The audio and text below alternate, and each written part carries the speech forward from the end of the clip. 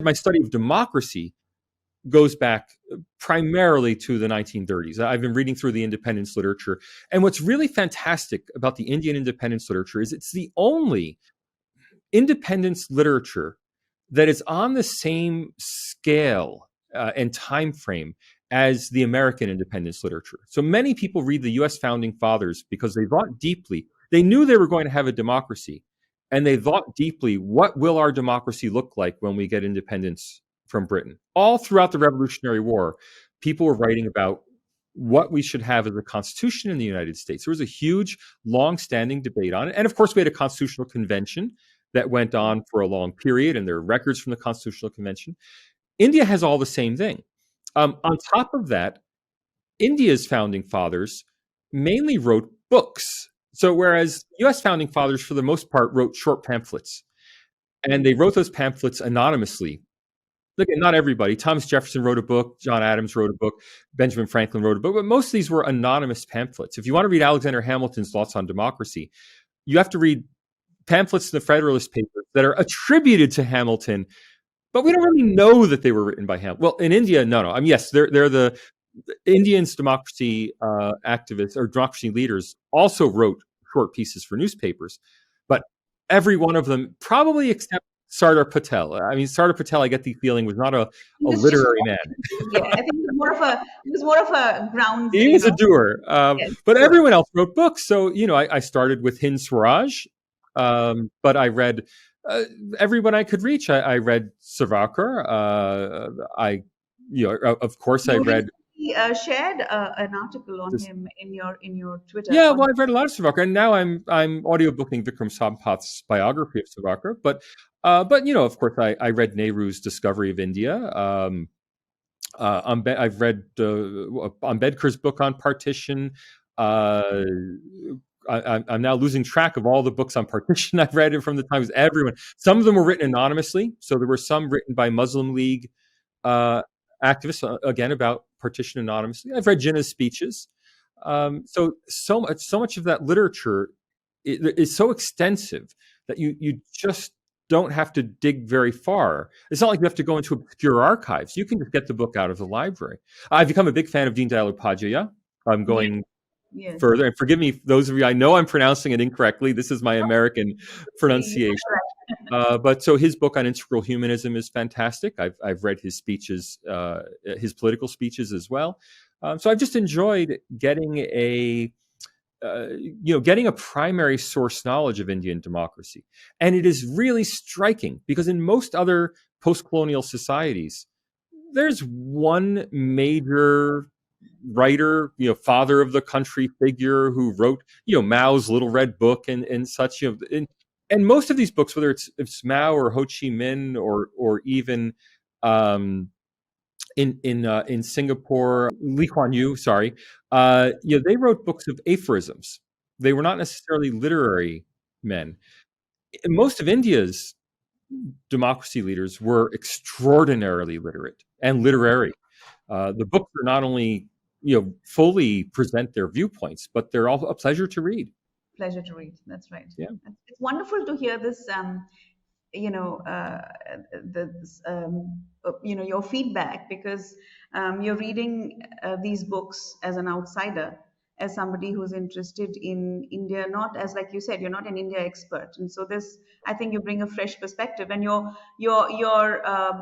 pleasantly engaging with all ends of all sides of the spectrum, sure. Which is interesting. So my question is, do you have an understanding of what there is a polarization, of course, and you understand that just as you have the Democrats and the Republicans and their antagonism, or for want of a better word, the differences go back a long way. Do you understand the fundamental differences that have, or what makes the current dispensation such a point of such hot debate and controversy? Have you been able to understand how far back this goes, or? So I'm writing a book on Indian democracy, and it's clear that there's a division between, well, it goes all the way back to the independence period, a division between two groups that, and I know these will sound like the names have some kind of implication. These are just technical names that sociologists have given them. There's a big difference between the comprador elite. Now, comprador does not mean selling out. Comprador just means that you're someone who's involved in trade or involved in intermediating relations with the outside world. So the term comprador arose originally in Portuguese to describe those local people whom the Portuguese could deal with in order to make to trade with the local society in the places where they went in South and Southeast Asia. But the term comprador elite has come to mean that class of people who were the intermediaries between colonial powers and local people. So people like, the classic comprador elite is Mahatma Gandhi. So I want to make it clear, comprador is not an insult. Comprador is simply a description that Mahatma Gandhi was able, on the one hand, to talk to a viceroy, but on the other hand, to talk to ordinary people. He was an interlocutor between these two groups. Okay, Mahatma Gandhi with his London barrister background, Nehru with his London barrister background, Jinnah with his Muslim barrister background, to some extent Savarkar, not quite the same. He was much more of an outsider in London because he was a revolutionary, but he was still someone who could equally well speak in front of a British court and speak to ordinary people. Okay, so they're members of this comprador elite. There's a big distinction, but he's an outsider in that elite in a way that the others were not. He went to, the others were put in gentlemen's prisons. Savarkar was sent to the Andamans to hard labor, right? So I want to be clear that he's part of that elite, but he had a very different trajectory from the others. But we can contrast that with what we call the national elite. And again, I say this about terms because Indians will immediately say, "Oh, national is fantastic. Comprador is terrible." There's no implication like that. These are just technical words. Okay, so the national elite in sociological usage are people who primarily conducted their business within the country. They may have spoken English or in some other colony, the European language. They may have spoken English, but they weren't primarily articulating between colonizer and colonized. They were making their money or making their profession in the national milieu. So if we think of the classic example of this is the RSS. Okay, Dr. Hedgewar and the RSS emerged entirely out of a gentlemanly circle. They weren't poverty-stricken men of the soil, but they were educated men. But Dr. Hedgewar and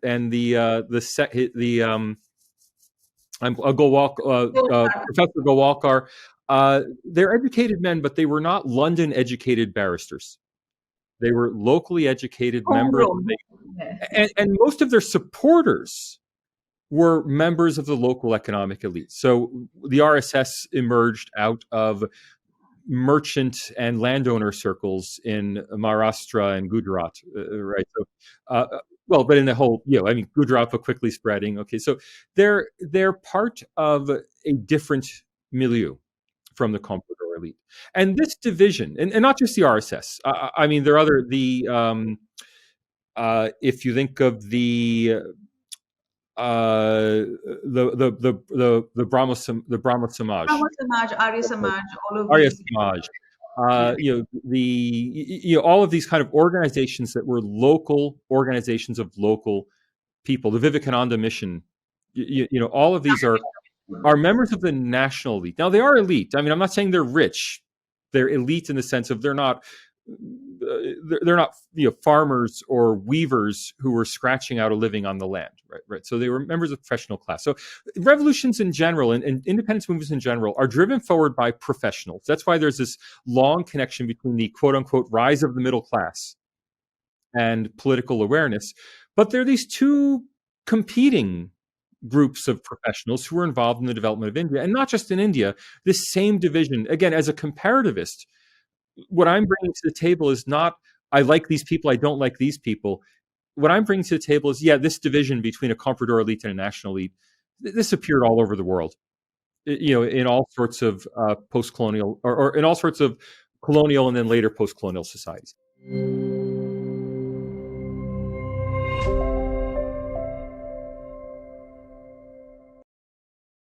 Please remember to subscribe to us and switch on the notifications for this channel. For our other social media links, more content, and to support our work, please visit citti.net. Dhanyavad. Namaskar.